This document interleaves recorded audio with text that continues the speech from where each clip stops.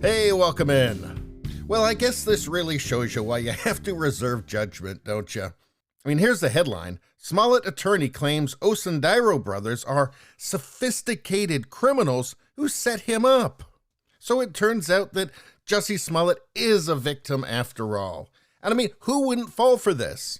Couple guys come up to you, they say, hey, why don't you pay us to do a fake hate crime on you so you can get lots of publicity and then use that as leverage to get paid more by the producers on the TV show that you're on. And then if they claim to be Nigerian princes on top of that, come on, it's game over. Anybody would do it.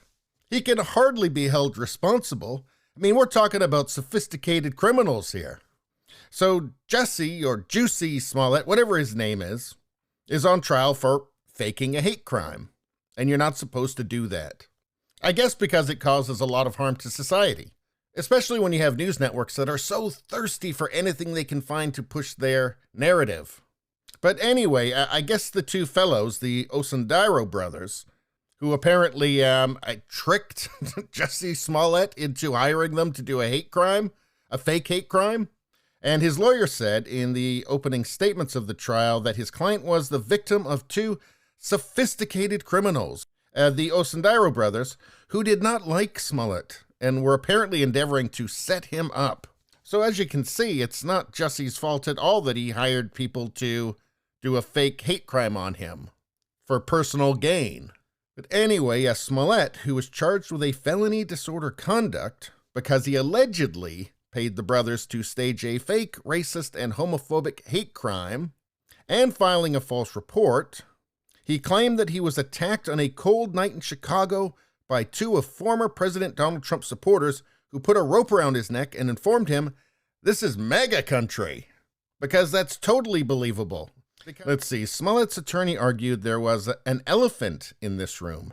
Assumptions. And I guess the assumptions would be that what obviously happened. I guess. I don't know. In all fairness, innocent until proven guilty. It just doesn't look very good. And it doesn't appear that he's denying that he hired them. He's just apparently saying that he got tricked into it. So, I mean, good luck with that, I guess. So let's see. The prosecutor is repeatedly calling Smollett's incident a fake hate crime, really using the word fake a lot in front of the jury. I can't imagine that the fact that he's an actor is going to help him in this case at all. Yeah, it might be suspected that he was using his acting in all of this. But anyway, so what else is the prosecution going with here? They're focusing heavily on the fact that Smollett had initially refused to hand over his cell phone when investigators had asked for it, arguing that it was almost unheard of for victims of hate crimes deny officials access to evidence, mainly because not having that evidence could prevent them from ever catching the perpetrator. Unless, of course, you were doing something like, planning a hate crime hoax, maybe. But anyway, it says, according to the prosecutor, the obvious reason for Smollett's refusal to hand over his phone was that he did not want investigators to see that he had contacted one of the Osundairo brothers. And that would sure make sense. Anyway, it's not looking good for Smollett. Here is a former federal prosecutor. Quote, the prosecution is strong because of corroborating independent evidence that is consistent with Smollett making a false police report. What type of explanation can Smollett's attorney have to justify him contacting the brothers? So it doesn't look good. And there's also this, which, if true, doesn't look good. Jussie Smollett rehearsed attack with the two brothers. That's according to law enforcement. So again, if true, not good. Although he's unlikely to see any real punishment. A Los Angeles-based criminal defense attorney told Fox News that even in the event of a conviction, she did not expect Smollett to serve prison time.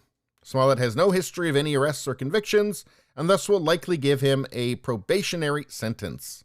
And I have to say, and this may not be popular, but I'm not a huge fan of sticking nonviolent offenders in prison. Unless he gets probation and then immediately claims that somebody told him Whole Foods was a MAGA country, then all bets are off. But anyway, when this whole thing started, it was a huge story. I'm sure that CNN and MSNBC must be mentioning something about it. Let's see. Smollett. Yeah, nothing really. Let's see. No. Yeah, I'm not really seeing anything about him on here. Not really seeing too much. No. There's a dog looking into a camera. No, I don't really see much here. Oh, wait a second. There you go. Way down at the bottom. Trial of Jussie Smollett opens with jury selection. Now, if I do recall, I mean, they were really interested in his story when they thought it wasn't a hoax. But now they seem to have lost interest for some reason. Huh. Usually, criminal cases with celebrities, that's a big deal for them. They love that. Lots of clicks, right? Huh. That just seems a bit odd. So what about MSNBC? They must be interested in it. They must want those nice clicks. No, don't see anything. No, it doesn't appear to be anything in here. No, they don't seem to be interested at all. They were so interested when they thought it wasn't a hoax. Or at least when they were suspending all disbelief over what was just clearly a ridiculous story. It's almost as if they have a narrative that they want to tell us. And they're not interested in anything that might contradict that narrative. Jeez Louise. I mean, maybe these guys are just assholes. Anyway, that's all I got to say about that. Please subscribe, like, and share. That really helps me out. If you just like to listen, there's the podcast Radio Baloney. It's on pretty much every platform. If you look for it, you will find it. Thank you very much. I'll see you next time.